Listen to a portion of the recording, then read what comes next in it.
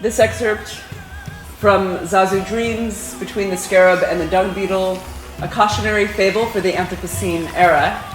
This excerpt comes from chapter 4, which is Spooky Action at a Distance, and that's Einstein's reference to quantum entanglement.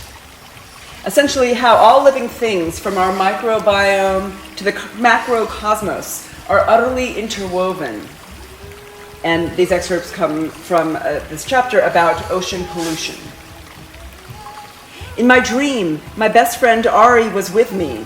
Off the southern coast of Iran, we were suddenly swallowed by a huge tangle of plastic debris, as big as a small island. The humpback and my Malamute husky, Kokomiso, freed themselves quickly. Leaning off the edge of the whale, Kokomiso tried to help me pull plastic bags off my face.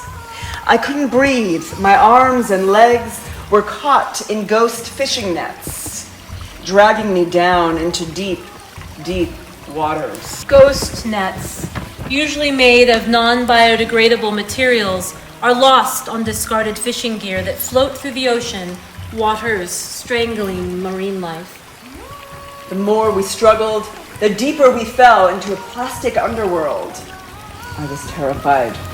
The Great Pacific Garbage Patch is a swirling vortex of plastic that is gathered where ocean currents meet. When Zazu Dreams was published in 2017, the garbage patch covered an area twice the size of Texas. It continues to grow exponentially. More than 1 million single-use, non-biodegradable bags are used every 60 seconds.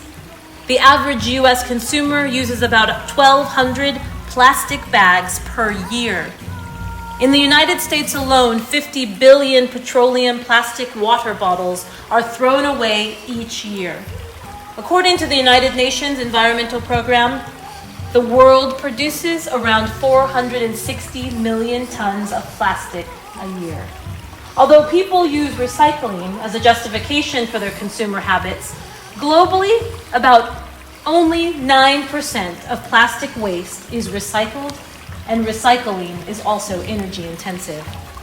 If we don't make changes in the way we buy things and the way we throw them away by the year 2050, in less than 30 years, plastic will be found in 99% of seabirds, and there will be more visible plastic in our oceans than fish.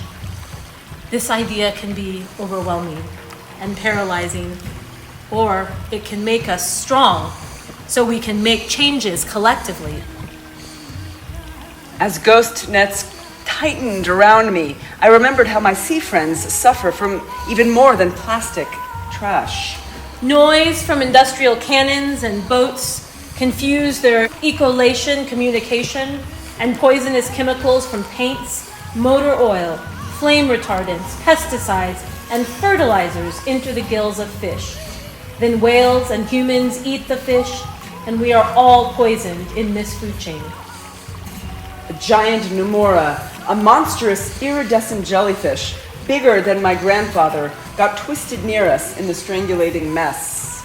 Jellyfish are considered the cockroaches of the ocean, not just surviving global warming from pollution, but thriving because these warm waters, increase jellyfish for reproduction.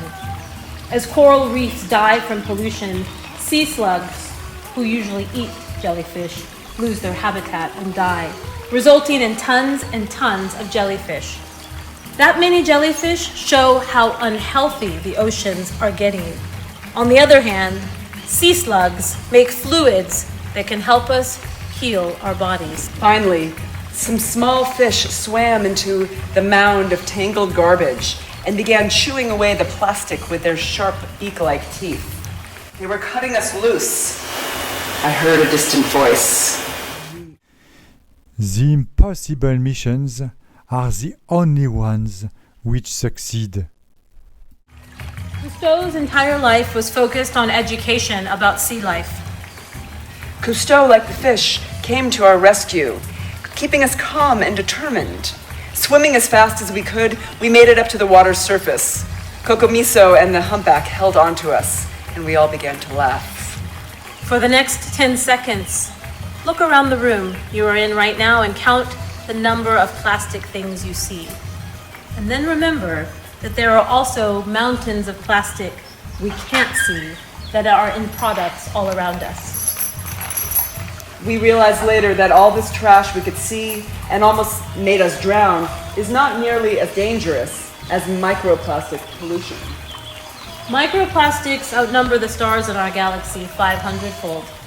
Tiny particles that we can barely see are even worse for our sea life and our bodies because they block our respiratory systems and bloodstreams, making it difficult for us to breathe.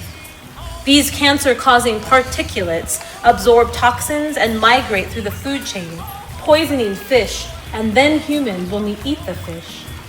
However, thousands of international activists are fighting big business, preventing them from adding plastic microbeads to their products, ranging from clothes to toothpaste.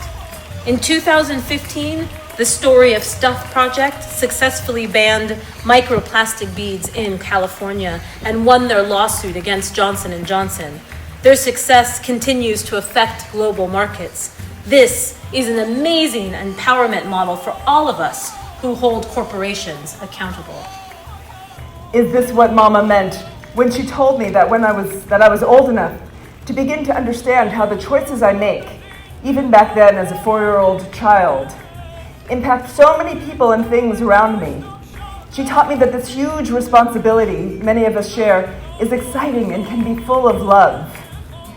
Questioning what we think we know is an act of love.